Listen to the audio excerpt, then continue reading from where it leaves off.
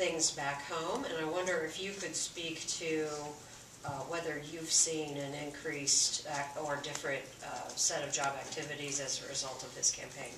I mean, I would say the one thing that I am doing more of is the public-facing events.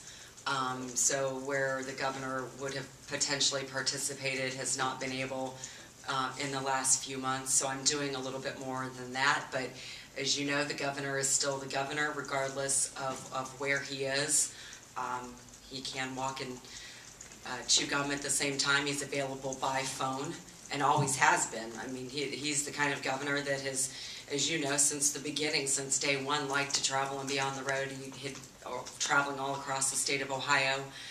And so he's always been available and continues to be available by phone when it's necessary to speak directly to him.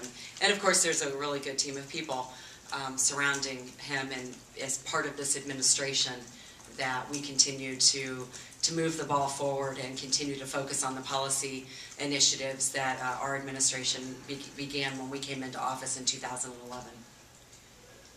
Do you hear or get any public feedback in terms of the fact that he's out there nationally and here less? Do you get any negative or positive feedback on that? I mean, mostly what I hear is that there's a great deal of support for John Kasich, not only in Ohio, but across the places I've been recently with my insurance commissioner colleagues for an insurance commissioners meeting, and several of them came up and said how much they supported John Kasich and thought he really had the right leadership and the right experience to do in our country what he's done here in Ohio.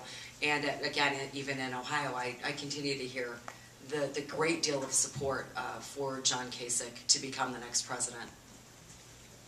Dennis. Hi, Dennis Hetzel with the Ohio Newspaper Association. You mentioned the MVR. Do you see this MVR that's coming to be more limited than the last couple have been, or sweeping in areas such as tax reform that some of them have been? Well, we're still, wrestling through all of the details. But we're going to continue to focus on the things we focused on in the past. Of course, education as a priority for this administration, continuing to have conversations around tax and potential opportunities to continue to reduce the personal income tax.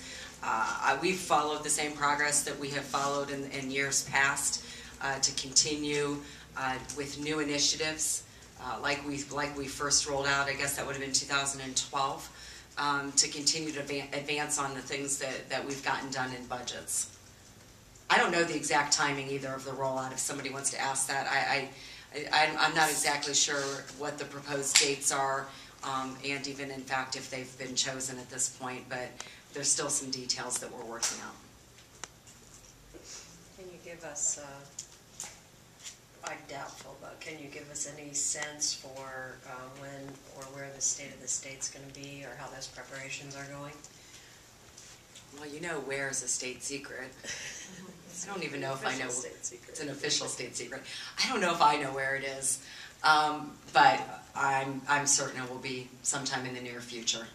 And he's not going to deliver written remarks or something like that. Not that I do not believe so. That is not the impression that I am under. You don't know where it's going to be? I do not. He hasn't even told you? No. Jim, I just asked from here. Obviously, you're potentially this close to being governor. If there